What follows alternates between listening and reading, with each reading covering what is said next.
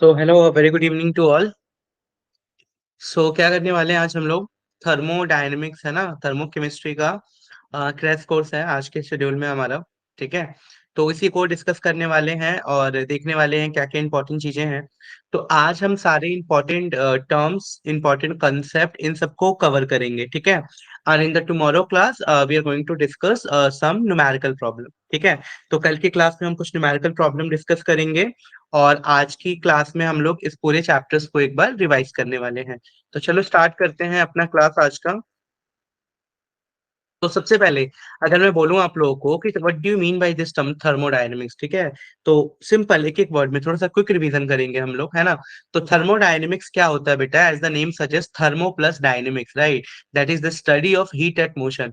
यानी जब हम हीट को मोशन में पढ़ते हैं कि भाई हीट जब मोशन में होता है तो कौन कौन सी प्रॉपर्टी शोज करेगा, क्या क्या बिहेवियर चेंज होंगे, that is called chemical thermodynamics है। यानी the study of heat at motion is known as thermodynamics, right. चलिए, नाउ इसमें कुछ इंपॉर्टेंट टर्म्स थे, that is system, surrounding, wall, इन सब के बारे में डिस्कस कर लेते हैं। तो सबसे पहले सिस्टम क्या होता है? तो system is the specific portion which is under the thermodynamic study. यानी सिस्टम एक ऐसा स्पेसिफिक पोर्शन है जिसमें हम थर्मोडायनेमिक स्टडीज वगैरह करते हैं। जैसे कि ये बीकर दिख रहा है आप सभी को, तो इस बीकर के अंदर आप देखो, हमने मान लो कोई सोल्यूशन बनाया, लेते देते हमने कॉपर सल्फेट का सोल्यूशन बनाया। तो ये जो कॉपर सल्फेट का सोल्यूशन है ना, वो हमारा सिस्टम की तरह काम कर रहा है, क्योंकि हम उसकी स्टडी करने वाले हैं, उसके कलर चेंज को देखने वाले हैं, उसकी प्रॉपर्टीज को स्टडी करने वाले हैं। तो यहाँ पे जो हमारा सॉल्यूशन है कॉपर सल्फेट का, ये हमारा काम करेगा एज अ सिस्टम। ठीक है, यानी थर्मोडायनेमिक सिस्टम हम उसको कहते हैं जिसपे हमारा फोकस होता है, जहां पे हम जिसके बारे में स्टडीज करना चाहते हैं। ठीक है, तो सिस्टम तो क्लियर हो गया। एंड बी साइड सिस्टम, यानी सिस्टम के अलावा बाकी जो भी चीज होता है, दैट इज कॉल्ड सराउंडिंग। यानी anything beside the system और रेस्ट इज कॉल्ड सराउंडिंग। ठीक है, उसको हम लोग क्या बोलते हैं? सराउंडिंग। अब देखो बेटा, सिस्टम और सराउंडिंग को कोई सेपरेट भी तो करे, तो उसको सेपरेट करता कौन है? तो सेपरेट करता है उसको हम बोलते हैं बाउंड्रीज। ठीक है, तो बाउंड्री को कैसे डिफाइन कर रहे हो? जो सिस्टम और सराउंडिंग को सेपरेट करे। ठीक है, फिर से ध्यान से बता रहा हूँ, सुनो। जो सिस्टम और सराउंडिंग को सेपरेट करे, जैसे कि ये हमारे यहाँ पे बीकर है। ठीक है, ये कॉनिकल फ्लास्क दिख रहा है आप लोगों को सभी को। तो ये जो कॉनिकल फ्लास्क है, ये एक तरीके का बाउंड्री का काम कर रहा है। जो सिस्टम, यानी जो इसमें केमिकल हमने बोला कि कॉपर सल्फेट है, उसको, और बाकी जो एटमोस्फेयर है, सराउंडिंग्स है, उसको हमें यहाँ पे डिस्टिंग्यूज करा रहा है। ठीक है, यानी बी साइड द सिस्टम बाकी सब सराउंडिंग होता है, और जो सिस्टम और सराउंडिंग को डिस्टिंग्यूज करा है, उसी को हम लोग बोलते हैं बाउंड्री। ठीक है, so this is called boundary. तो आई होप ये चीज क्लियर होगी आप लोगों को कि बाउंड्री कैसे डिफाइन कर रहे हो। नाउ अब बात करते हैं इसमें कि कितने टाइप्स के सिस्टम होते हैं। तो हमारे पास basically open system, close system, isolated system.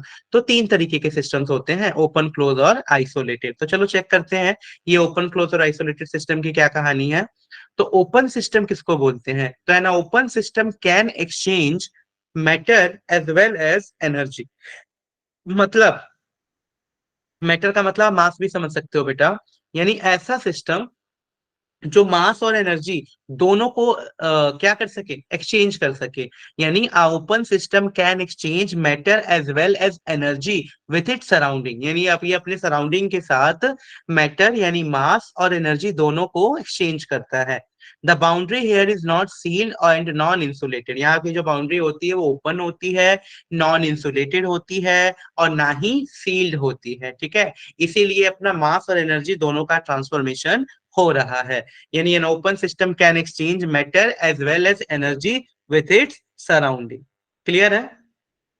बताइए। ठीक है, नाउ अब चलते हैं हम लोग क्लोज्ड सिस्टम पे कि भाई what do you mean by this term close system. कि ये क्लोज सिस्टम क्या है भाई, ये भी तो पता होना चाहिए कि ये क्लोज सिस्टम क्या होता है। तो basically a close system does not exchange matter with it surrounding. यानी जो क्लोज सिस्टम होता है वो डज नॉट एक्सचेंज, वो मैटर तो एक्सचेंज नहीं करता है सराउंडिंग के साथ। However it can exchange energy in the form of heat, work और रेडिएशन। ठीक है, यानी क्लोज सिस्टम क्या है बेटा, एक ऐसा सिस्टम जो एनर्जी को एक्सचेंज नहीं, मास को एक्सचेंज नहीं करता है, मैटर को एक्सचेंज नहीं करता है, बट एनर्जी को एक्सचेंज करता है, उसको हम लोग बोलते हैं क्लोज सिस्टम। फॉर एग्जाम्पल देखो, जैसे कि hot water capped in a close container, है ना, यानी जो हॉट वाटर है जिसको हमने क्लोज कंटेनर में रखा है, capped in a close container, so they are the example of closed system. ठीक है, जैसे मैंने बोला कि कप ऑफ टी हो गया, तो मान लो आपने चाय को रखा है एक कप में, तो आप देखोगे थोड़ी देर बाद क्या होता है, वो कप कप में जो चाय रहता है वो चाय ठंडा हो जाता है, पर चाय तो पूरा रहता है ना, ये थोड़ी कि चाय खत्म हो गया या कम हो गया, चाय में कोई कमी नहीं आती, बस वो ठंडा हो जाता है। तो ऐसा सिस्टम जिसमें सिर्फ और सिर्फ एनर्जी का ट्रांसफर हो रहा है, लेकिन मास का नहीं हो रहा है, उसको हम लोग बोलते हैं क्लोज सिस्टम। अब दूसरा आता है आइसोलेटेड। आइसोलेटेड का मतलब क्या हो गया, यहाँ पे ना तो मास का ट्रांसफर होगा ना एनर्जी का ट्रांसफर होगा, तो there is no exchange of heat and energy with in the surrounding, और वी कैन से दैट यहाँ की जो बाउंड्री होती है वो अच्छे से वेल इंसुलेटेड और सील्ड होती है, जैसे कि थर्मोफ्लास्क हो गया। तो these are the example of isolated, ना मास ना एनर्जी। देखो ये मैंने डायग्राम से भी आपको समझा दिया, ओपन हो गया, क्लोज पूरा पैक्ड है, और आइसोलेटेड तो फुल्ली पैक्ड होता है। ठीक है, अब यहाँ पे हमारे पास मैक्रोस्कोपिक प्रॉपर्टीज में दो चीजें होती हैं, एक को बोलते हैं इंटेंसिव प्रॉपर्टीज, एक को बोलते हैं एक्सटेंसिव प्रॉपर्टीज। तो ये इंटेंसिव और एक्सटेंसिव प्रॉपर्टीज क्या होती हैं, जरा ध्यान से समझो। तो ऐसी प्रॉपर्टी जो मास के इंडिपेंडेंट होती है, जो मास पे डिपेंड ही नहीं करती, जैसे कि टेम्परेचर हो गया। अब मैं बोलूं कि मान लो एक रूम में दो लोग खड़े हैं, है ना, अब मैंने बोल दिया कि किसी का मास ज्यादा है किसी का मास कम है, या ऐसा बोल दो कि कोई सामान रखा हुआ है, एक ज्यादा वेट का है एक कम वेट का है, तो दोनों पे टेम्परेचर सेम ही होगा, टेम्परेचर में कोई फर्क नहीं आएगा। यानी ऐसी प्रॉपर्टी जो मास पे डिपेंड नहीं करती है, जो इंडिपेंडेंट होती है मास के, उसको हम लोग बोलते हैं इंटेंसिव प्रॉपर्टीज। और ऐसी प्रॉपर्टीज जो पूरी तरीके से डिपेंडेंट होती है मास पे, उसको हम लोग बोलते हैं एक्सटेंसिव प्रॉपर्टीज। तो क्लियर हो गया इंटेंसिव एक्सटेंसिव, यानी the property which is independent of mass is known as intensive, and the property which totally depend upon the mass is known as extensive properties. ठीक है, अब देखो बेटा, तो एग्जाम्पल याद रखने हैं आप सभी को। तो इंटेंसिव प्रॉपर्टीज के एग्जाम्पल देखो, अगर मैं बोलूं कि मेरे पास प्रेशर है, मेरे पास टेम्परेचर है, डेंसिटी है, कॉन्सेंट्रेशन है, सरफेस टेंशन है, विस्कोसिटी है, रिफ्रैक्टिव इंडेक्स है, so these all are the example of intensive properties. याद रखना ये सभी के सभी किसके एग्जाम्पल होंगे बेटा, इंटेंसिव प्रॉपर्टीज के, क्योंकि ये सभी के सभी डिपेंड कर रहे हैं किस पे, डिपेंड, ये सभी के सभी इंडिपेंडेंट है किसके, मास के। यानी the property which is completely independent, do not depend upon the quantity of matter, are called intensive properties. उसको हम क्या बोलते हैं बेटा, इंटेंसिव प्रॉपर्टीज बोलते हैं। बताओ भाई, ठीक है, क्लियर है?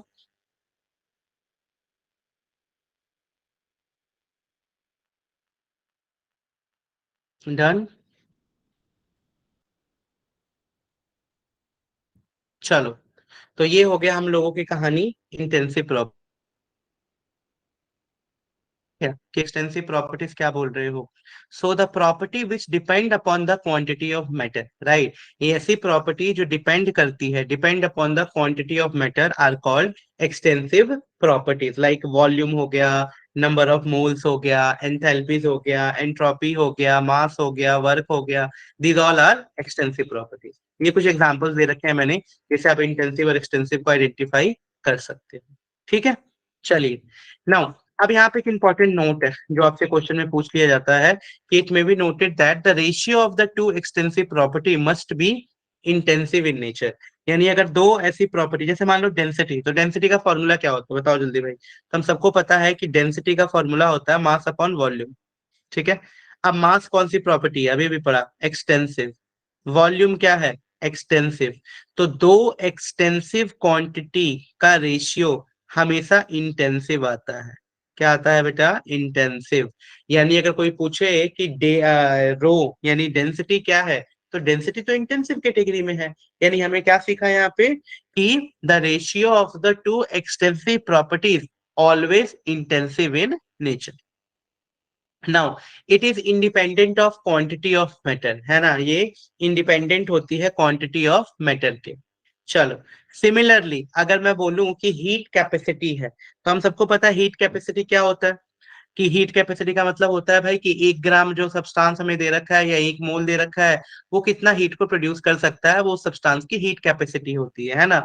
यानी similarly heat capacity is an extensive. But अगर मैं बात कर दूं मोलर हीट कैपेसिटी, क्योंकि हीट कैपेसिटी तो एक्सटेंसिव है, और मोलर हीट कैपेसिटी का फॉर्मूला क्या होता है, heat capacity divided by per unit mole. अब ये हीट कैपेसिटी जो है, ये कौन सा प्रॉपर्टी है, ये है इंटेंसिव। और इंटेंसिव, और इसको डिवाइड कर दो, सॉरी, एक्सटेंसिव हो गया और एक्सटेंसिव को एक्सटेंसिव से डिवाइड कर दो, तो आंसर क्या आ जाएगा, इंटेंसिव। ठीक है, तो ये थोड़ा सा आपको याद रख लेना है बेटा। ठीक है, क्या बताया मैंने फिर से, अगर दो एक्सटेंसिव प्रॉपर्टीज का रेशियो हो तो इंटेंसिव हो जाएगा, और अगर दो एक्सटेंसिव प्रॉपर्टीज का रेशियो हो तो इंटेंसिव। ठीक है, यानी एक्सटेंसिव का रेशियो इंटेंसिव, और इंटेंसिव का रेशियो एक्सटेंसिव। ठीक है, तो इस तरीके से आप इसको समझ सकते हो। क्लियर है क्या, जल्दी बताओ यहाँ पे किसी को प्रॉब्लम हो तो। हीट कैपेसिटी एक्सटेंसिव था, मोलर हीट कैपेसिटी जो हमने इसको डिवाइड किया ना मोल से, वो भी एक्सटेंसिव था, तो एक्सटेंसिव और एक्सटेंसिव का रेशियो क्या हो गया, इंटेंसिव। यानी अगर कोई पूछे कि आप मुझे बताओ मोलर हीट कैपेसिटी क्या है, तो मोलर हीट कैपेसिटी एक इंटेंसिव प्रॉपर्टीज है, जबकि हीट कैपेसिटी क्या है, एक एक्सटेंसिव प्रॉपर्टीज। ठीक है, चलो भाई, तो यहाँ तक तो आई होप क्लियर हो गया होगा। आप कुछ स्टेट वेरिएबल्स होते हैं बेटा, कि ऐसे मेजरेबल प्रॉपर्टीज। स्टेट वेरिएबल का मतलब क्या है, जैसे मैंने बोला कि मान लो ये थर्मोडायनेमिक का पीवी कर्व है ना, प्रेशर वॉल्यूम कर्व। अब मैं बोल रहा हूँ कि मान लो कोई प्रोसेस हो रहा है, मैं बोल रहा हूँ कि ये पॉइंट 1 है, ये पॉइंट 2 है। यहाँ पे अगर प्रेशर P1 है, वॉल्यूम V1 है।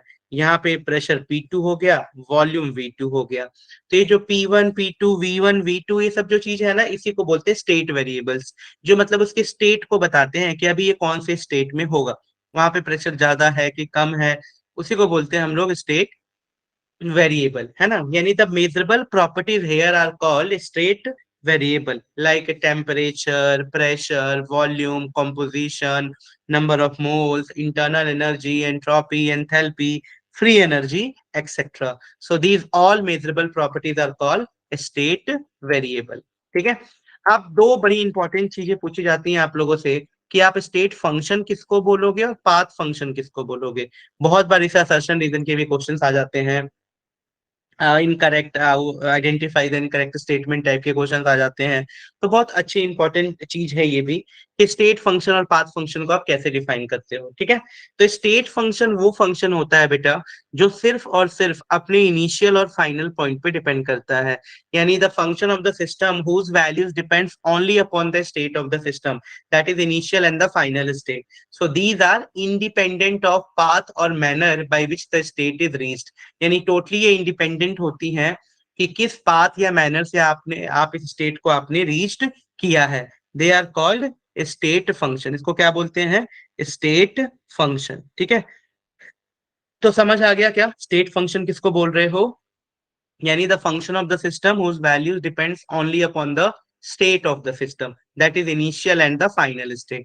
So these are independent of path or manner by which the state is reached are called the state function, उसको हम state function बोलते हैं। ठीक है, most of the common variable are in fact state function, जितने भी common variables होते हैं ज्यादातर वो सभी के सभी स्टेट फंक्शंस ही हैं।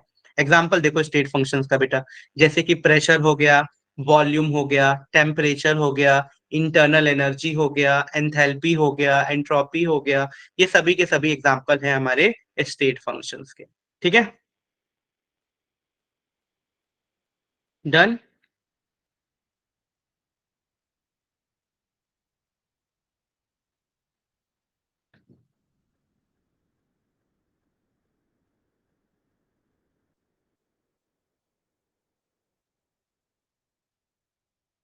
चलो, अब बात कर लेते हैं थोड़ा सा पाथ फंक्शन के बारे में, कि ये पाथ फंक्शन क्या होता है। So the function that depends upon the path followed are called path function. यानी ऐसे फंक्शन जो डिपेंड करते हैं पूरे के पूरे पाथ फॉलोड, कि भाई कौन सा पाथ फॉलोड कर रहे हैं, उसको बोलते हैं पाथ फंक्शन। यानी स्टेट फंक्शन का मतलब क्या हो गया, जो सिर्फ और सिर्फ डिपेंड कर रहा है इनिशियल और फाइनल पे, है ना।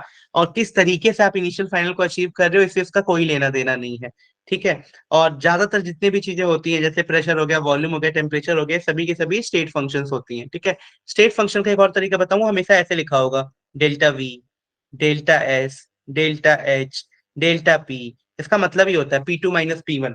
डेल्टा वी का मतलब V2 - V1। डेल्टा एस का मतलब S2 - S1। मतलब ये सिर्फ और सिर्फ इनिशियल और फाइनल पॉइंट पे डिपेंड कर रहे हैं, इस बात पे कोई डिपेंड नहीं कर रहे कि किस तरीके से अचीव होगा। और पाथ फंक्शन जो पाथ पे डिपेंड करता है, जैसे वर्क डन और हीट, तो वर्क डन और हीट पाथ फंक्शन के एग्जाम्पल है। ठीक है, चलो। अब हमारे कुछ इंपॉर्टेंट प्रोसेसेस हैं जिससे स्टेट वेरिएबल को चेंज किया जा सकता है या होते हैं। तो उन प्रोसेसेस के बारे में जानना भी बहुत ही इंपॉर्टेंट है आप सबके लिए, कि कौन कौन से प्रोसेसेस होते हैं हमारे लिए और हमें कौन कौन से याद रखने हैं। तो सबसे पहला जो प्रोसेस है बेटा, वो है हम लोगों का एडियाबेटिक प्रोसेस। क्या है वो? Adiabatic process. तो याद रख लेना, ये हम लोग का सबसे पहला प्रोसेस है, दैट इज एडियाबेटिक प्रोसेस। तो चलो देखते हैं सबसे पहले एडियाबेटिक प्रोसेस की क्या बात है। यानी ये एक ऐसा प्रोसेस है, in this process the system does not exchange heat with surrounding, that is no heat can flow in और आउट ऑफ द सिस्टम। ठीक है, यहाँ से कोई भी हीट फ्लो इन आउट नहीं होती है सिस्टम से। ठीक है, यानी एडियाबैटिक ये एक सा प्रोसेस है जिसमें कोई भी ट्रांसफर ऑफ हीट नहीं होता है। यानी डी क्यू की वैल्यू यहाँ पे होगी जीरो। डी क्यू मतलब क्या बेटा? कि change in heat is equal to zero है। अब अगला आता है आपका आइसोथर्मल प्रोसेस। नाम से ही पता लग रहा है कि टेम्परेचर कांस्टेंट होगा यहाँ। यानी एक ऐसा प्रोसेस और process which is carried out at a constant temperature, उसको बोलते हैं आइसोथर्मल प्रोसेस। अब देखो इसमें इंपॉर्टेंट चीज है इंटरनल एनर्जी, पढ़ेंगे आगे। तो जो इंटरनल एनर्जी होता है ना, ये सिर्फ और सिर्फ फंक्शन ऑफ टेम्परेचर होता है। मतलब सिर्फ और सिर्फ टेम्परेचर पे डिपेंड करता है। अगर टेम्परेचर बढ़ेगा तो इंटरनल एनर्जी भी बढ़ेगा, टेम्परेचर घटेगा तो इंटरनल एनर्जी भी घटेगा। अब यहाँ पे टेम्परेचर ही कांस्टेंट हो गया तो भाई ऑब्वियसली डेल्टा ई या तब इंटरनल एनर्जी भी तो जीरो हो जाएगा, बिकॉज उसमें भी कोई चेंज नहीं आएगा अगर टेम्परेचर में चेंज नहीं आ रहा तो, क्योंकि इंटरनल एनर्जी तो टोटली टेम्परेचर पे डिपेंड करता है। यानी heat can flow from the system to surrounding and vice versa in order to keep the temperature of the system constant. ठीक है, अब चलो, अब बात करते हैं आइसोबैरिक प्रोसेस की, कि what do you mean by this term isobaric process. तो in this process change of state is brought about an a constant pressure. मतलब यहाँ पे जो प्रोसेस होता है तो स्टेट में कैसे चेंज लाया जाता है? At constant pressure. मतलब ऐसा प्रोसेस जिसमें कांस्टेंट प्रेशर पे स्टेट चेंज हो रहा हो, उसको बोलते हैं आइसोबैरिक प्रोसेस। क्या बोलते हैं? फिर से आइसोबैरिक प्रोसेस, याद रख लेना। ठीक है, चलो। नेक्स्ट है हम लोगों का बेटा आइसोकोरिक प्रोसेस। कि भाई ये आइसोकोरिक प्रोसेस क्या होता है, कैसे आप इसको डिफाइन करोगे?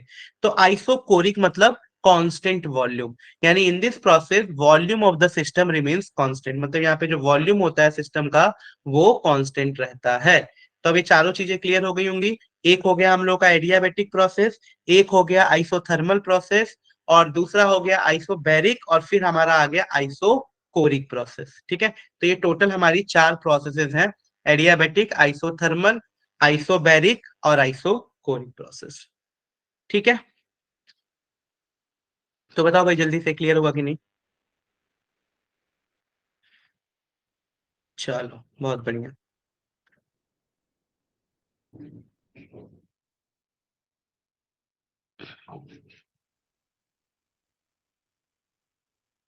देखो, तो ये ना ग्राफ से मैंने इन तीनों चारों प्रोसेसेस को यहाँ पे दिखाया है, तो ये ग्राफ भी आप लोगों को भी दिख जाता है, तो ध्यान से समझ लेना कि ये ग्राफ इन चारों प्रोसेसेस के लिए ही है। प्रेशर वॉल्यूम कर्व ग्राफ है बेटा ये देखो, ये प्रेशर है हमारा वाई एक्सिस पे, और एक्स एक्सिस पे हम लोग का वॉल्यूम दे रखा है। तो यहाँ पे ध्यान से समझने वाली चीज क्या है, ये देखो, ये आइसोकोरिक प्रोसेस है, क्योंकि देखो कांस्टेंट वॉल्यूम है, वॉल्यूम चेंज नहीं हो रहा ना यहाँ पे, यही वॉल्यूम सेम टू सेम एक ही है। तो this is called isochoric process. उसी तरीके से बेटा ये आइसोबैरिक है। देखो यहाँ प्रेशर कांस्टेंट है, दिख रहा है प्रेशर कांस्टेंट। उसके बाद से आइसोथर्मल एडियाबेटिक है, क्योंकि आइसोथर्मल का कुछ इस तरीके से होता है, PV is equal to constant. Boyle's law में पढ़ते थे स्टेट्स ऑफ मैटर, यानी pressure is inversely proportional to volume. यानी अगर आप प्रेशर बढ़ाओगे कांस्टेंट टेम्परेचर पे तो वॉल्यूम क्या होगा? घटेगा, वॉल्यूम घटता है, ये याद रखना। या आप ऐसे ही बोल सकते हो कि अगर मैं वॉल्यूम घटाऊंगा तो प्रेशर हमारा बढ़ेगा, वहां पे प्रेशर क्या होता है? बढ़ता है। ठीक है, तो ये पीवी का है ग्राफ, इनवर्सली प्रोपोर्शनल का प्रेशर और वॉल्यूम का। ठीक है, चलो। सो ये हो गया हमारे फोर बेसिक थर्मोडायनेमिक प्रोसेस, जिसको हम इस तरीके से रिप्रेजेंट कर सकते हैं। डन।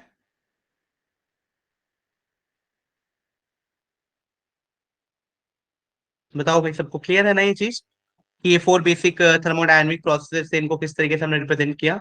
आइसोबैरिक, आइसोकोरिक, आइसोथर्मल और एडियाबेटिक। चलो, अब सीधा नेक्स्ट चलते हैं। ये क्वेश्चन एक बता सकते हो बेटा आप लोग कि कॉलम वन को कॉलम टू से मैच करना है कि एक है आपका path function, state function, reversible process, free expansion, delta U is equal to Q. कौन बताएगा? कोई बताना चाहता है क्या इसका आंसर फटाफट? एनीवन? कोई भी आप में से जो इसका आंसर बता सके?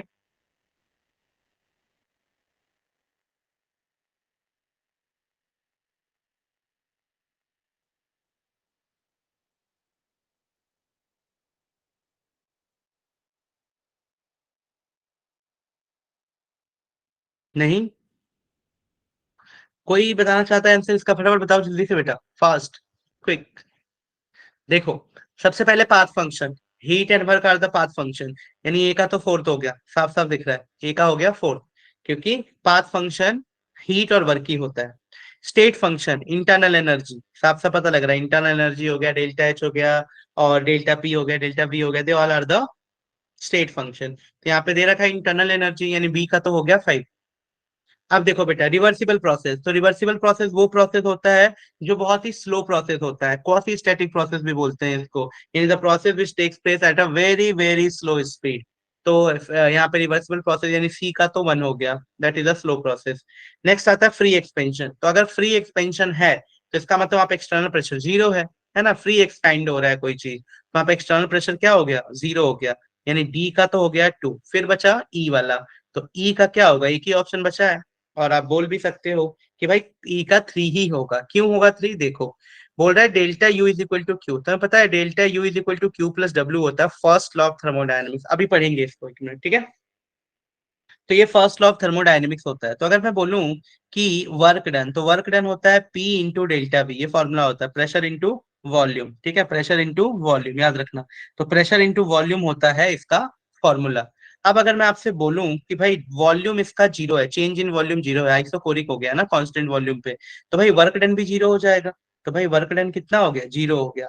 अगर वर्क डन जीरो हो गया तो delta U is equal to Q, यही तो होगा, delta U is equal to Q only.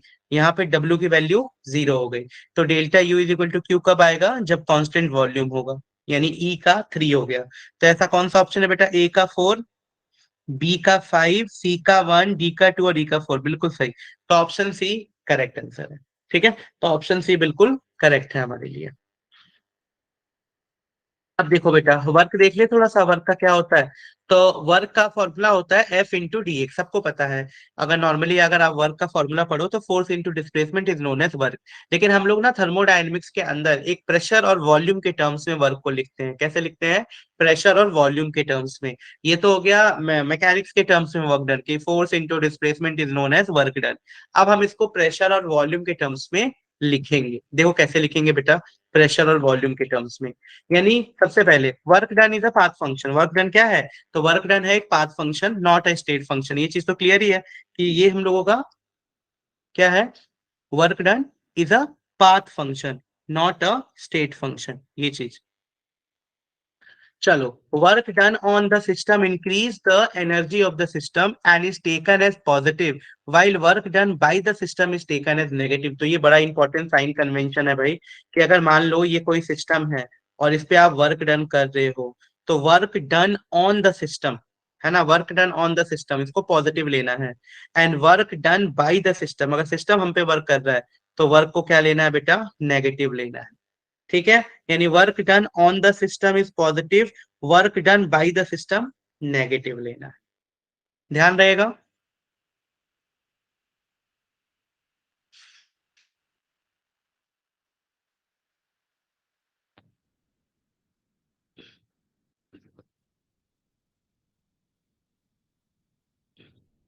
बताओ भाई जल्दी, ध्यान रहेगा ना ये? ठीक है, तो work done by the system negative, work done on the system हमारा पॉजिटिव रहा। चलो बहुत बढ़िया। इसी को बोल सकते हैं कि अगर work done on the system कर रहे हो आप तो कंप्रेस कर रहे हो, तो वर्क ऑफ कंप्रेशन हमेशा पॉजिटिव होगा। तो ये क्या कर रहे हो आप? कंप्रेशन कर रहे हो, और ये क्या हो गया? एक्सपेंशन। एक्सपेंशन क्या कर रहे हो? एक्सपेंड कर रहे हो, एक्सपेंशन हो रहा है। तो वर्क ऑफ एक्सपेंशन हमारा नेगेटिव, वर्क ऑफ एक्सपेंशन क्या हो गया है? नेगेटिव हो गया है, और वर्क ऑफ कंप्रेशन क्या हो गया है? पॉजिटिव हो गया है। चलिए, देखो बेटा, तो प्रेशर वॉल्यूम वर्क डन को हम किस तरीके से डिराइव करते हैं? तो हम सबको पता है work is equal to force into displacement. Now we all know that pressure is equal to what? Pressure is equal to force upon area. Pressure is equal to क्या होता है? Force upon area. तो यहाँ से force कितना आ जाएगा, जल्दी बोलो। तो फोर्स आ जाएगा प्रेशर इंटू एरिया, ऑब्वियसली निकल गया वहां से रिलेशन से। नाउ अब वर्क डन वाले एक्सप्रेशन में पुट कर दो। तो pressure is equal to A into displacement. आप सबको पता है कि एरिया इंटू डिस्प्लेसमेंट, क्योंकि हमने क्या किया, फोर्स की जगह पुट कर दिया पी इंटू ए, है ना। पी इंटू ए को पुट कर दिया। अब हम सबको पता है कि ए इंटू डिस्प्लेसमेंट क्या होता है? Area into distance, that is change in volume. तो प्रेशर का ये फॉर्मूला निकल गया, W is equal to P into delta V. जल्दी बताओ भाई, क्लियर है क्या ये? Work is equal to P into delta V. ये वर्क डन का हमें फॉर्मूला याद रखना है थर्मोडायनेमिक्स के अंदर हमेशा, कि वर्क डन क्या होता है? P into delta we. अब चलिए नेक्स्ट। अब इसमें ना दो तीन चीजें हम लोगों को कवर करनी है, तो ध्यान से जरा देखना कि किस तरीके से हम लोग इन सब चीजों को कवर कर रहे हैं। ठीक है, देखो बेटा क्या क्या करना है कवर यहाँ पे।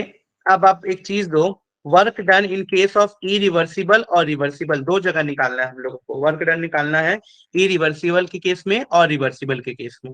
देखो वर्क डन का फॉर्मूला हम लोग को पता लग गया कि वर्क डन का फॉर्मूला क्या होता है? P into delta we. तो ये देखो V1 से V2 total work done P external into delta V. ये फॉर्मूला हम लोग यूज कर लेंगे इरिवर्सिबल एक्सपेंशन में। अब यहाँ पे दो केसेस थे, मैंने बताया था वर्क डन कंप्रेशन का। तो वर्क डन कंप्रेशन का क्या आ रहा था आपका? Work done compression positive. क्यों पॉजिटिव आ रहा था? देखो, क्योंकि यहाँ पे पहले ही नेगेटिव का साइन है एक, वॉल्यूम डिक्रीज हुआ मतलब और नेगेटिव, तो नेगेटिव और नेगेटिव मिलके क्या हो गया? पॉजिटिव। तो वर्क डन क्या आ रहा है? पॉजिटिव आ रहा है कंप्रेशन में। उसी तरीके से एक्सपेंशन में वर्क डन क्या आ रहा है हम लोगों का? नेगेटिव। अब ये वाला फॉर्मूला आप लोगों को सभी को याद करना है। ये जो फॉर्मूला है ये बड़ा इंपॉर्टेंट फॉर्मूला है। ये फॉर्मूला आप सभी को याद होना चाहिए न्यूमेरिकल पॉइंट ऑफ व्यू से। कैसे? तो ये है work done in isothermal reversible expansion और कंप्रेशन। अब देखो टेम्परेचर है कांस्टेंट बिकॉज आइसोथर्मल प्रोसेस है। Now we all know that अगर टेम्परेचर कांस्टेंट है तो pressure is inversely proportional to volume, मतलब अगर प्रेशर आप बढ़ाओगे तो वॉल्यूम घटेगा। अब देखिए बेटा, we all know that work done is equal to minus V1 to V2 P delta V. ये फॉर्मूला हम डिराइव कर चुके हैं। Now we also know that for the ideal gas, ठीक है, आइडियल गैस के लिए PV is equal to NRT होता है। तो पी इज इक्वल टू क्या हो जाएगा? NRT upon V. तो हमने क्या किया, इस P की जगह, ये जो P दिख रहा है आपको ये वाला, इस P की जगह हमने ये सारी वैल्यूज को पुट कर दिया। तो सभी वैल्यूज को पुट किया, एन आर टी इन सबको बाहर किया, V और V वेरिएबल है तो V को वहां पे हमने रखा। तो एनआरटी बाहर आया 1/V इंटू डीवी। सबको पता है 1/V का इंटीग्रेशन क्या होता है? जल्दी बोलो। तो 1/V का इंटीग्रेशन होगा डीवी के रिस्पेक्ट में ln V, है ना। क्या होगा बेटा? ln V, याद रखना। तो ln V होगा इसका इंटीग्रेशन। अब देखो, अब होता है अपर लिमिट और लोअर लिमिट को रख दो, तो इसको आप लिख सकते थे क्या? W is equal to minus NRT ln V2 minus V1। अब हमने क्या कर दिया, ln को जो नेचुरल लॉग था उसको लॉग बेस 10 में कन्वर्ट करना है, क्योंकि हमें पेपर में ज्यादातर जो वैल्यूज गिवन होती है लॉग बेस 10 में ही गिवन होती है। तो हमें पता है कि जब भी नेचुरल लॉग को लॉग बेस 10 में कन्वर्ट करना है तो आपको मल्टीप्लाई करना पड़ेगा 2.303 से। किससे मल्टीप्लाई करना पड़ेगा? 2.303 से। तो जैसे ही आपने मल्टीप्लाई किया 2.303, एन का एन रहा, आर का आर रहा, टी का टी रहा। अगर एन को मान लो 1 मोल गैस के लिए बात हो रही है, किसके लिए बात हो रही है? 1 मोल। तो अगर 1 मोल गैस के लिए बात हो रही है, अगर एन की वैल्यू 1 है फॉर 1 मोल गैस, ठीक है, फॉर 1 मोल गैस, तो एन की वैल्यू 1 कर दो।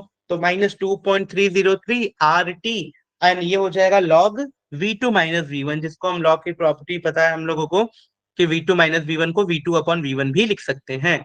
तो ये फॉर्मूला हम लोग का निकल के आ गया, that is work done is nothing but is equal to -2.303 and RT log V2 by V। अब मान लो अगर प्रेशर दे रखा हो तो क्या प्रेशर के टर्म में भी लिख सकते हो? तो बिल्कुल लिख सकते हो, क्योंकि हमें पता है कि फॉर द आइसोथर्मल प्रोसेस, है ना, कि आइसोथर्मल प्रोसेस के लिए, for isothermal process P1V1 is equal to P2V2। क्या पता आइसोथर्मल प्रोसेस के लिए कि P1V1 किसके इक्वल होता है बेटा? P2V2 के इक्वल होता है, ठीक है। P1V1 is equal to P2V2 isothermal process के लिए। तो वर्क डन कितना हो गया? तो वर्क डन हो गया -2.303 NRT log P1 by P2। क्या हो गया? -2.303 NRT log P1 by P2। तो log P1/P2 हमारा इसका फॉर्मूला निकल के आ जाता है, ठीक है, वर्क डन का -2.303। तो ये दोनों फॉर्मूले आपको याद रखना है। अगर वॉल्यूम दे रखा होगा न्यूमेरिकल में तो आप वॉल्यूम के लिए ये फॉर्मूला यूज करोगे, -2.303 RT log V2/V1। और अगर प्रेशर के टर्म में दे रखा होगा तो आप ये वाला फॉर्मूला यूज करोगे, that is -2.303 nRT log P1/P2। Clear है? बताओ एक बार। चलो, अब बात करते हैं हीट की कि व्हाट इज हीट। तो वर्क डन क्लियर हो गया है। यानी heat is defined as the quantity of energy which flows between the system and surrounding, ठीक है, ओवर द टेम्परेचर डिफरेंस, है ना। यानी ऑन द अकाउंट ऑफ, या ओवर कुछ भी बोल दो। यानी हीट क्या होता है? Quantity of energy. यानी ये क्वांटिटी ऑफ एनर्जी है heat which flows between the system and surrounding on account of temperature difference. हमेशा हाइयर टेम्परेचर से लोअर टेम्परेचर की तरफ मूव करेगा। अब देखो, it is also a path function. Just like a work done, heat is also a path function that is depend upon the path followed. यानी depend करता है कि आप कौन सा पाथ को फॉलो कर रहे हो। यानी it is totally depend upon the path followed. Next देखो, अब इसी तरीके से फॉर्मूला अगर आपको निकालना हो तो Q इज इक्वल टू क्या आ गया? ms delta T. क्या हो गया? ms delta T, where m is the mass of the substance, s से हम स्पेसिफिक हीट को रिप्रेजेंट कर देंगे, delta T change in temperature हो जाएगा, और से टेम्परेचर डिफरेंस हो जाएगा, ठीक है। तो इस तरीके से हम इसको डिफाइन कर सकते हैं। यानी heat is defined as the quantity of energy which flows between system and surrounding on account of temperature difference, और it is also a path function। और फॉर्मूला याद रखना, Q is equal to ms delta T. Now, अब heat का क्या sign convention है? जैसे work का साइन कन्वेंशन था कि work is done on the system taken as positive and work done by the system is taken as negative. तो यहाँ भी वही है कन्वेंशन बेटा, बिल्कुल सिंपल कन्वेंशन है कि heat is given to the system. अगर आप हीट सिस्टम को दे रहे हो, तो हीट अगर आप सिस्टम को दे रहे हो तो that is taken as positive endothermic, और जब हीट सिस्टम से निकल रहा है तो हीट को नेगेटिव लेंगे। याद रख लेना, whenever the heat is given to the system taken as positive and heat is released by the system is taken as negative, ठीक है। And heat is express in the terms of joule और calories. यानी heat को express किया जाता है joules और calorie के टर्म्स में। चलिए,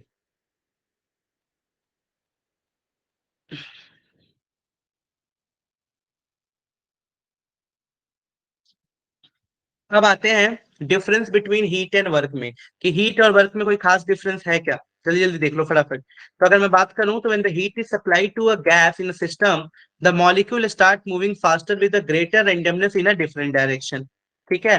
Similarly, however, when the work is done on the system, the molecule start moving down in the direction of the piston. So we can say that कि work जो होता है वो ऑर्गेनाइज फॉर्म ऑफ एनर्जी है, but heat is a random form of energy है, ठीक है। यानी आप वर्क से हीट में कन्वर्ट कर सकते हो, पर हीट से वर्क 100% कन्वर्ट नहीं हो सकता है, ठीक है। Now the next is zeroth law. तो जीरोथ लॉ ऑफ थर्मोडायनेमिक्स हमसे क्या कहता है बेटा, देख लो फटाफट। According to this law, when the two object, है ना, जो कि अलग अलग टेम्परेचर पे मेंटेन्ड है, तो according to this law when the two object maintain at a different temperature are brought in a thermal contact, जब उसको पास लाते हैं तो they exchange heat with each other until they reach the state of thermal equilibrium. समझो ध्यान से, मैंने बोला कि अगर ए और बी में थर्मल इक्विलिब्रियम में है, ध्यान से समझा, मतलब टेम्परेचर ए का टेम्परेचर बी के इक्वल है, इनके बीच हीट का लेन आदान प्रदान हो रहा है, मतलब वो हीट दे रहे हैं एक दूसरे को। उसी तरीके से जो टेम्परेचर ए है वो सी के साथ भी थर्मल इक्विलिब्रियम में है, मतलब वहां पे हीट का हो रहा है, और जबकि यहाँ पे लगा है एडियाबेटिक वॉल, मतलब यहाँ पे हीट का कोई ट्रांसफर नहीं है। देन मैथमेटिकली भी आप ये बोल सकते हो, क्या मैथमेटिकली भी बोल सकते हैं, अगर टी ए टीबी के इक्वल है, टी ए टीसी के इक्वल है, देन डेफिनेटली टीबी और टीसी भी एक दूसरे के इक्वल होंगे। तो यही है बेटा हम लोगों का जीरोथ लॉ, ठीक है, यही है हम लोगों का जीरोथ लॉ। तो जब भी तुमसे कोई पूछता है जीरोथ लॉ के बारे में तो आप इस तरीके से उसको समझा सकते हो कि according to this law when the two object which is maintain at a different temperature are brought in a thermal contact, they exchange heat with each other until they reach at a state of thermal equilibrium, ठीक है। अब देखो, ये internal energy क्या है भाई फिर, what do you mean by this term internal energy? So every system is associated with a definite amount of energy called internal energy of the system। यानी जितने भी सिस्टम है वो एसोसिएटेड होते हैं डेफिनेट अमाउंट ऑफ एनर्जी, जिसको हम लोग बोलते हैं internal energy of the system, ठीक है। अब देखो, Now, it is the sum of all form of kinetic and potential energy that it can have under the specified condition. That is a translational, vibrational, rotational, chemical bond energy. The gravitational energy is usually been neglected, है ना? यानी जो internal energy है, वो sum होता है kinetic and potential energy का. And internal energy is also a state function, depends only upon the initial and the final point. It is independent of the method by which state has been attained. Now, the absolute value of internal energy can't be determined. कि absolute value कभी भी हम internal energy की determine नहीं कर सकते हैं. But, however, change in internal energy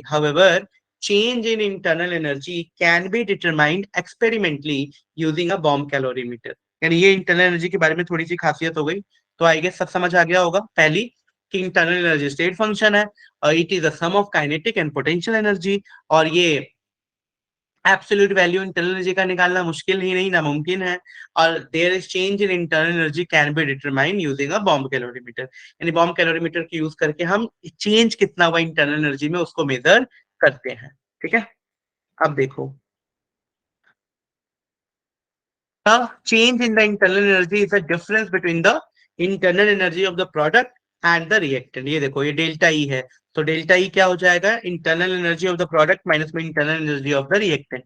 now internal energy of the system depends upon the quantity of the substance contained in the system. तो ये डिपेंड कर रहा है कि कितना क्वांटिटी ऑफ सब्सटेंस है. Hence we call it extensive properties. तो हम इसको क्या बोल सकते हैं?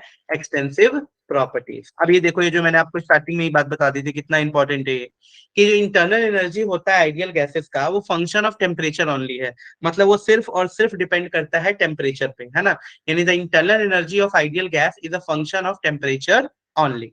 ठीक है, now hence in isothermal process, अब जो आइसोथर्मल प्रोसेस है जहां टेम्परेचर ही कांस्टेंट है, so there is no change in the internal energy. मतलब वहां पे इंटरनल एनर्जी में कोई भी चेंज नहीं होता है. ठीक है, hence in isothermal process as the temperature remain constant, there is no change in the internal energy. वहां पे कोई भी चेंज इंटरनल एनर्जी में नहीं है. Done. Now, so by the convention, the internal energy of an element in most stable form is zero. और unit क्या होती है?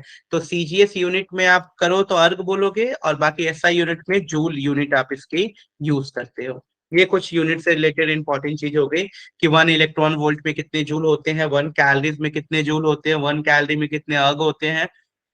ठीक है, तो इस तरीके से आप इसको कंपेयर कर सकते हो. अगर मैं एक ही बात करूं, एक कैलोरी, एक जूल, एक अर्ग और एक इलेक्ट्रॉन वोल्ट, तो सबसे छोटी वैल्यू होती है 1 इलेक्ट्रॉन वोल्ट की और सबसे ज्यादा होती है 1 कैलोरी की. तो ये ऑर्डर क्या हो जाएगा? 1 कैलोरी, 1 कैलोरी के बाद 1 जूल, 1 जूल के बाद अर्ग और फिर इलेक्ट्रॉन वोल्ट. ठीक है, तो कैलोरी, जूल, अर्ग और फिर आएगा इलेक्ट्रॉन वोल्ट. ठीक है, आप किस तरीके से चेंज कर सकते हो आप इंटरनल एनर्जी में? तो देखो क्या लिखा हुआ है, the change in internal energy can be brought about in the following 2 ways. यानी 2 तरीके हैं जिससे हम इंटरनल एनर्जी में चेंज कर सकते हैं. पहला, either by allowing the heat to flow into the system, या तो आप अलाउ कर दो हीट को सिस्टम में फ्लो होने के लिए, एब्जॉर्प्शन, और out of the system that is evolution, और by doing work on the system. ठीक है, और work is done by the system. तो 2 तरीके हैं, या तो आप हीट फ्लो करो सिस्टम में या सिस्टम से हीट निकालो, या वर्क डन करो सिस्टम में या सिस्टम से वर्क डन करो. तो only heat and work, these are the 2 method which can change the, जो किसको चेंज कर देगा बेटा? Which can change the internal energy. Done,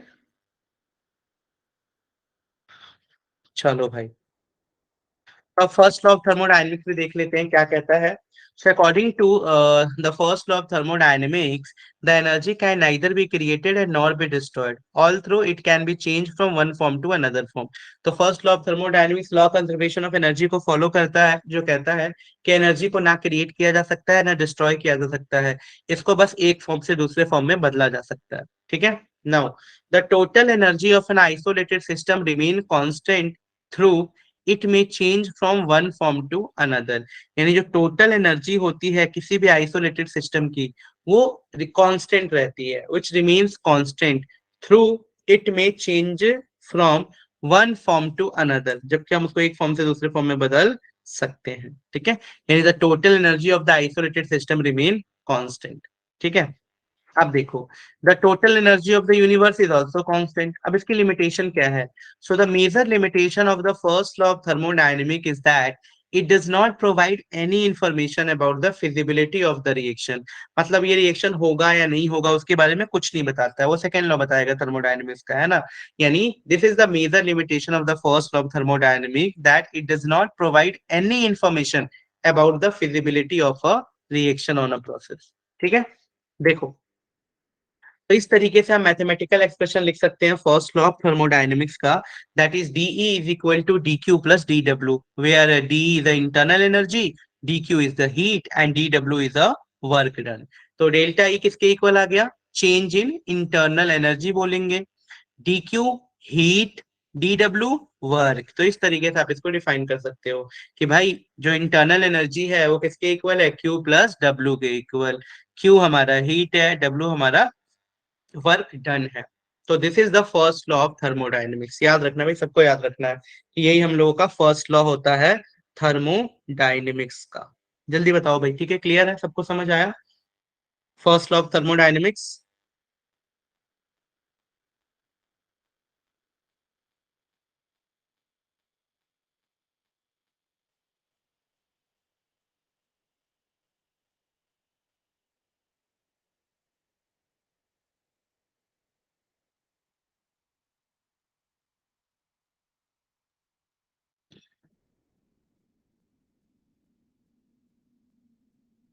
done,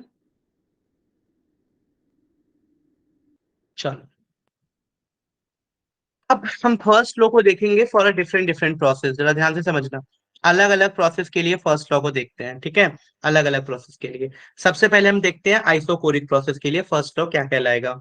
तो अगर मैं आइसोकोरिक की बात करूं, तो फॉर आइसोकोरिक प्रोसेस मतलब एट अ कांस्टेंट वॉल्यूम, अगर मैं कांस्टेंट वॉल्यूम की बात करूं तो वर्क डन किसके इक्वल होता है? पी इंटू डेल्टा वी के इक्वल। अब डेल्टा वी कांस्टेंट है बिकॉज तुम आइसोकोरिक की बात कर रहे हो, तो आइसोकोरिक की बात कर रहे हो तो डेल्टा वी तो कांस्टेंट हो जाएगा। अगर डेल्टा वी कांस्टेंट हो गया मतलब डब्ल्यू जीरो। तो अगर डब्ल्यू जीरो हो गया तो इस केस में ई किसके इक्वल हो गया? क्यू वी के इक्वल, मतलब हीट एट कांस्टेंट वॉल्यूम। समझ गए? क्योंकि फर्स्ट तो ये था ना D is equal to Q plus W, अब डब्ल्यू ही जीरो हो गया आइसोकोरिक में क्योंकि वॉल्यूम जीरो है। तो डी किसके इक्वल हो गया? क्यू के इक्वल। अब इससे क्या सीखने को मिलता है? इससे सीखने को ये मिलता है कि जब भी हम हीट देते हैं एट अ कांस्टेंट वॉल्यूम पे, तो वहां पे क्या हो रहा है? हीट दे रहे हैं पॉजिटिव, डेल्टा ई में चेंज आ रहा है पॉजिटिव, मतलब इंटरनल एनर्जी बढ़ रहा है। इसका मतलब क्या हुआ कि अगर आप ई बढ़ाओगे मतलब तो टेम्परेचर भी बढ़ रहा है। मतलब साफ साफ क्या पता लग रहा है हम लोगों को कि इन दिस प्रोसेस आइसोकोरिक प्रोसेस में टेम्परेचर इंटरनल एनर्जी के डायरेक्टली प्रोपोर्शनल है और दोनों एक दूसरे के साथ बढ़ेंगे। ठीक है, यानी एनर्जी बढ़ रही है। अब देखो आइसोथर्मल प्रोसेस में क्या कहानी है। आइसोथर्मल प्रोसेस का मतलब होता है एट अ कांस्टेंट टेम्परेचर। क्या मतलब होता है? एट अ कांस्टेंट टेम्परेचर, मतलब डेल्टा टी को कर दिया है जीरो, तो एट अ कांस्टेंट टेम्परेचर।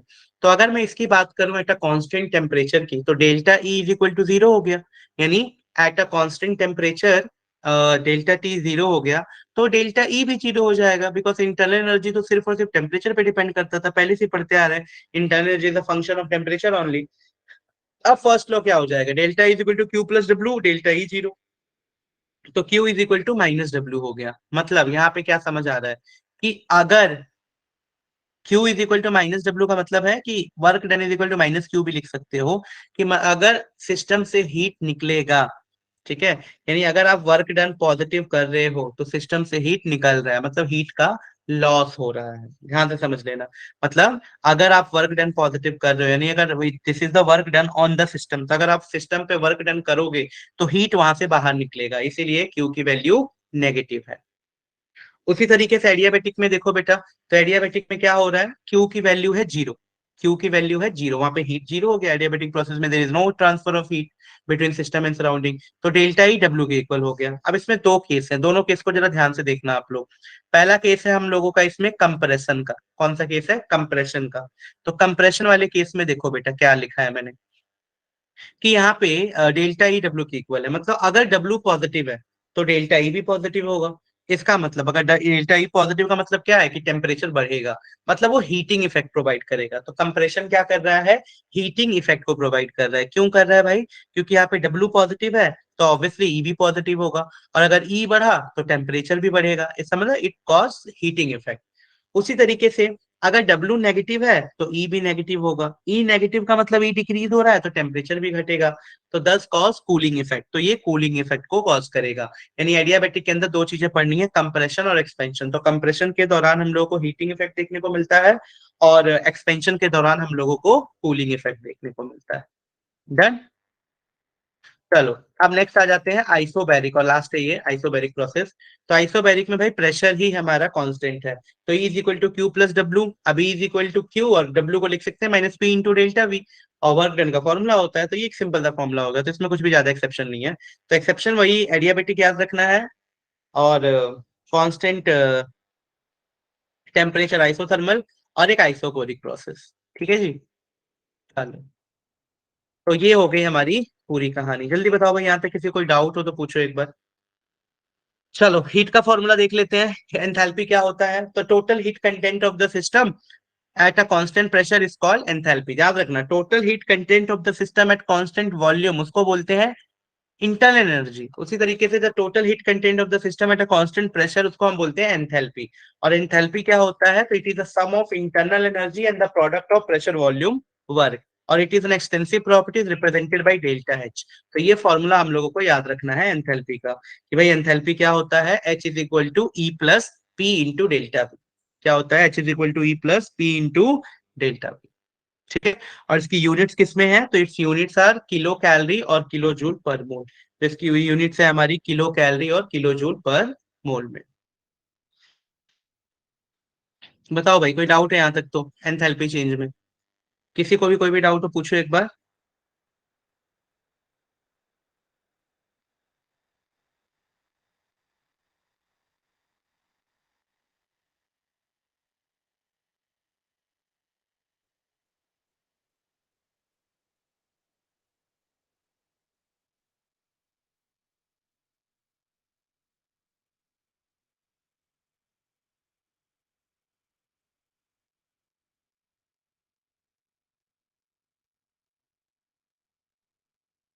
किसी को कोई भी डाउट यहाँ तक?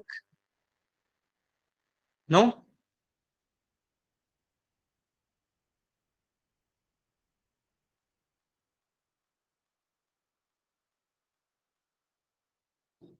चलो भाई, यानी यहाँ तक आप लोगों को क्लियर है पूरा।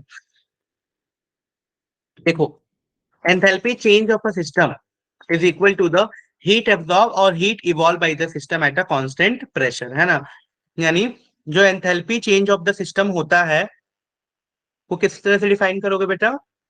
Enthalpy change of a system is equal to heat absorb और evolve by the system at a constant pressure. ठीक है। अब देखो, like internal energy the absolute value of enthalpy of the substance or system cannot be measured, है ना? However in thermodynamic processes change in enthalpy can be measured experimentally। ठीक है।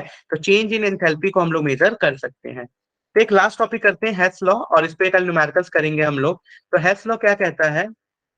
Hess law for constant heat summation यही कहता है कि भाई total heat change in a chemical reaction is the same whether the reaction takes place in one step or it will take place in more than one step। ठीक है, 2, 3 और 4। यानी total change जो रिएक्शन में होता है heat का, वो हमेशा क्या रहता है? सेम रहता है। चाहे आप रिएक्शन एक स्टेप में करा लो, या दो स्टेप में करा लो, या तीन में करा लो। तो this is called Hess law. Example से समझाता हूँ।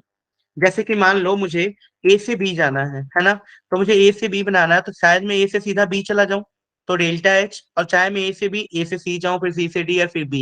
यानी जो डेल्टा एच होगा वो किसके इक्वल होगा? वो डेल्टा एच वन के इक्वल होगा, प्लस डेल्टा एच टू के इक्वल होगा, प्लस डेल्टा एच थ्री के इक्वल होगा। मतलब चाहे आप एक स्टेप में करो या आप तीन स्टेप में करो, तो टोटल चेंज इन एंथैल्पी है उसकी वैल्यू सेम रहेगी, रिमेन कांस्टेंट रहेगी। ठीक है। फॉर एग्जांपल अगर सी प्लस ओ टू को ट्रीट किया तो सीधा सीओ टू बन गया, तो इसमें जो एंथैल्पी निकलेगी उसकी वैल्यू जो होगी वो वन से रिप्रेजेंट किया। ठीक है। और या तो हम इसको ऐसे बना सकते हैं, C plus half O two CO बनाया, और फिर CO plus half O two फिर सीओ टू बनाया। तो ये दो स्टेप में मिला के जितनी एनर्जी होगी ना, वो इक्वल होगी जितना वो एक स्टेप में एनर्जी आ रही है। तो यही है हम लोग का constant heat, Hess law for constant heat summation. ठीक है। पूछो भाई, जिसको कोई भी डाउट हो, कुछ भी हो यहाँ तक तो पूछ लो एक बार फटाफट, फिर एंड करेंगे क्लास को हम लोग। किसी को कोई भी डाउट हो यहाँ तक, यू कैन आस्क फटाफट। नहीं है तो बताओ, है तो बताओ, दोनों बताओ, कंफर्म करो।